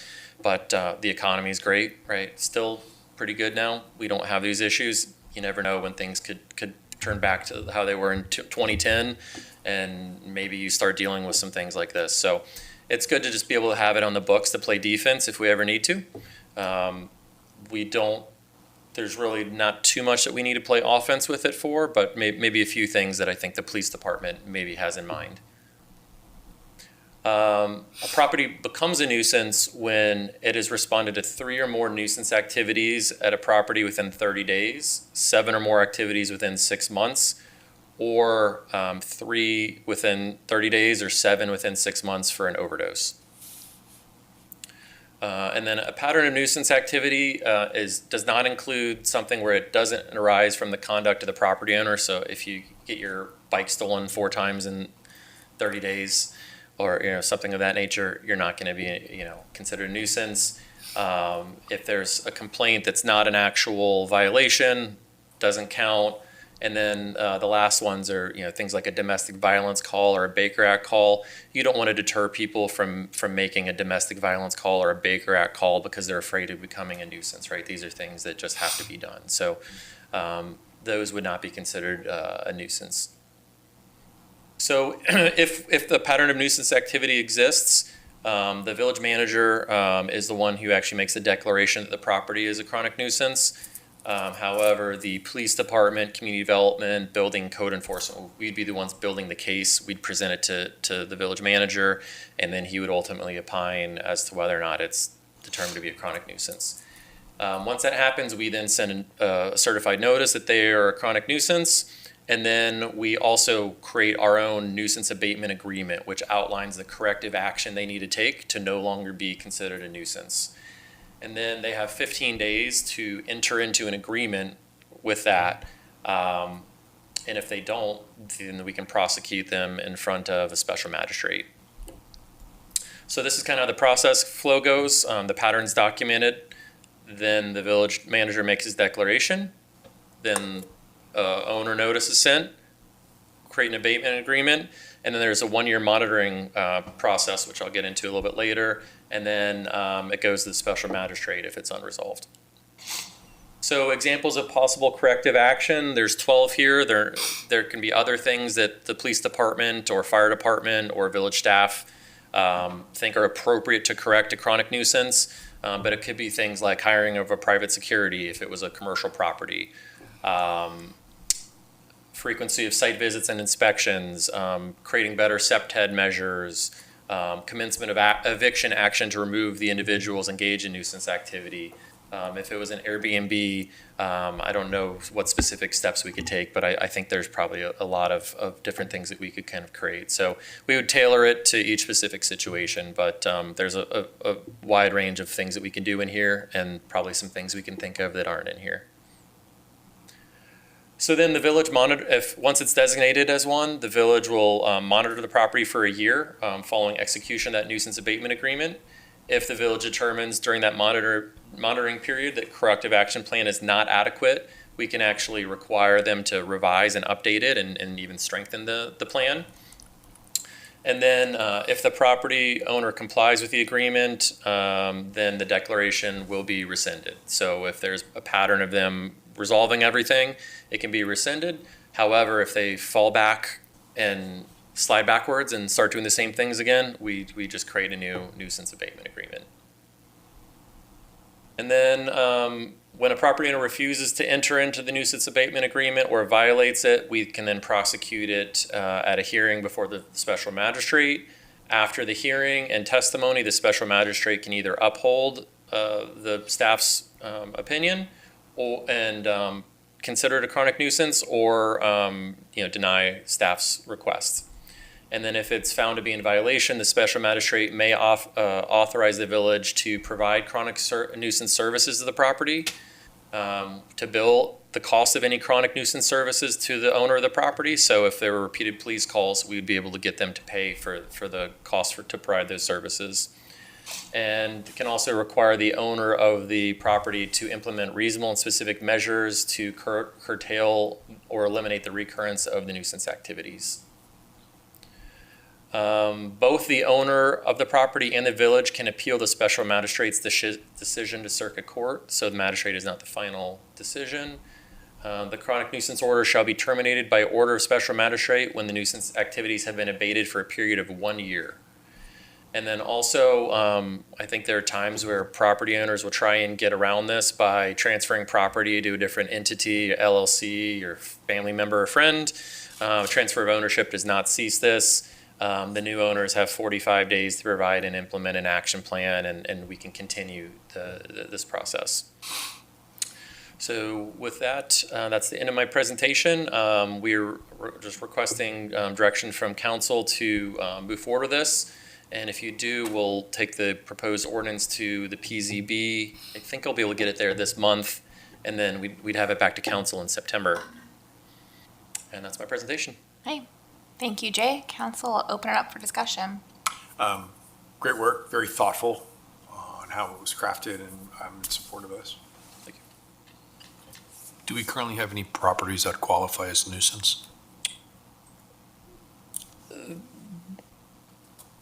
Because the police department hasn't been accurately or hasn't been monitoring it for this process, I'm not sure if we do. I know that they do have a specific property that may be in violation of it. So I don't want to say that there is one for sure, but there is one that they've been working with. It's a commercial property. But yeah, we don't, like I said in the presentation, we're fortunate that we don't have a lot of issues that other cities have, but there is that one. Okay. Yeah, my concern is overstepping our boundaries and creating a nuisance, that one that's not. So as long as the magistrate can rule it and circuit court can come in as well. So I'm fine. Yeah, I'm in favor of moving forward with it. You spoke about how transfer of ownership wouldn't necessarily affect the abatement plan that was put in place. I had that same question, but along the lines of determining if it was a nuisance property, because you have outlined 3 criteria of what would determine a property a nuisance. So what if there's a tenant or landowner change, properties that are maybe in the process of potentially becoming a nuisance but aren't yet? Would that time frame in regards to how many times we've responded, would that start over if there was a change in ownership? And if so, I think that needs to be clarified in here. That might be a question for Mr. Brandenburg. I think it depends where you were at in the process, right? So if you had already sent a notice, a violation notice out, and the property happened to change hands as that was happening in the same month, it would probably be a case that you'd, just for due process purposes, you would want to resend out the notice to ensure that the new owner had that. My question was in regards to the pattern of nuisance activity. So what determines, it's the process, and it talks about the number of calls within a certain number of days, that is going to determine a nuisance property. If there's a change of ownership, whether it's a tenant or an actual property owner during that time frame, would that clock start over or go away? No, I would think it wouldn't. No, Okay. It's isolated to the property, right? Yeah. Not the owner. unless you wanted to amend that portion in some way. And we can clarify that if you wanted to be explicit, we could add some language to And make if it there's a clear. transfer of ownership, why would they be? Well, I think it's that situation where they're doing it to get around it. Yeah. So they. Well, okay, but there could not, I mean, there could be a Yeah. situation where a I property know. sold or a new tenant I was comes in thinking the because same a lease thing. is up and then I don't know, I just feel like the clock should potentially start over on something like that if, I will say that they do have the opportunity for a hearing. So if that was the case, new ownership, maybe the use stops at the location, it's changing to a different kind of use. There's always that option for the respondent to, come in, make that case, say, look, I just showed up. I'm not doing what was happening at the location previously, and then that's the reason that you can adjudicate that in front of the third party. But if we do want to amend this in some way to clarify that, or add in that we don't want, that applying to a change in ownership or that clock resets, we could certainly do that. yeah, what does council think on that? Because I don't, I think it's more important to have it associated with the location, not necessarily the owners of the property. And so if someone comes in and buys that property, they would know why they're buying it and the current issues of that property. And Yeah, my counterpoint to that would be that if there was a property that, let's say it had 2 nuisance violations, and then a new person buys it and immediately creates another nuisance violation, there might be an issue with a property that's leading to those nuisance violations that we need to work with our police department to create maybe better SEPTED principles or some sort of thing to abate it. So that would be my counterpoint. okay, I'm a little torn on that one. The nuisance abatement agreement, some of those measures, have fiscal implications, and what if, someone can't afford to hire private security, or I think wasn't like installing security cameras. I mean, is that something special magistrate would have to work on with them, or how are the things, especially if they have a fiscal impact to a property owner, determined? What if they can't afford it? So that'd be at the discretion of the special magistrate, and the property owner would have to make that case to the magistrate and say, they come and plead their case and say, we agree with that there need to be things that to curb here, but we can't afford a private security guard. That would typically be on a commercial property, right? So it'd be someone that'd say, hey, I'm barely making by with my business as is. I can't afford a private security guard. But in lieu of that, I'll do this. The magistrate could rule favorably for them. Same thing with a camera. They could say, I can't afford a ring camera on my vacation rental. I'm barely making do. How about I do this instead? And the magistrate would have that discretion. Okay, and I mean, historically, do most people show up for their special magistrate hearing, or do people not come because they're not aware of what that implication really means for them, or what is our? They generally come, and if it's a non-homesteaded property, we can put a lien on it, and that kind of typically, prods the person into coming to special magistrate, or even lawyering up to come to special magistrate. Okay, and you said lien, which is literally my final question. There's an assessment of lien, but if I'm reading it correctly, it's up to village council to determine if they're gonna lien the property. Am I reading that correctly? I think Dylan wrote that part. The intent would not be for this to go to council. I don't know. I'll check out the Unless payment is language. made, the village council may, at a hearing. So my question was, is that in line with, I haven't seen a lien come across our dais once since I've been up here. So does that align with other sections of our code where there is an ability to lien? And should that be the magistrate or the manager or someone else other than council? I think the intent of this code is for it to, any imposition to go to the magistrate. I'll take a look. I'll read through that again and make sure that if that Okay, that so it is reflects that. section 2-2-217C is where it says it's village council discretion.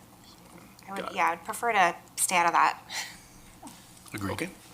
Okay, that was it. Are any other comments or questions? Jay, you mentioned that homesteaded property, can we not put a lien on a homesteaded property? You can't. Well, you can lien it. Okay, you can lien it. You can't foreclose on it. Got it. Okay. Any other questions? Any public comment? All right, thank you, Jay. Thank you. Thanks, Jay. All right, with that, can we get a motion to adjourn? So moved. All in favor? Aye. Right.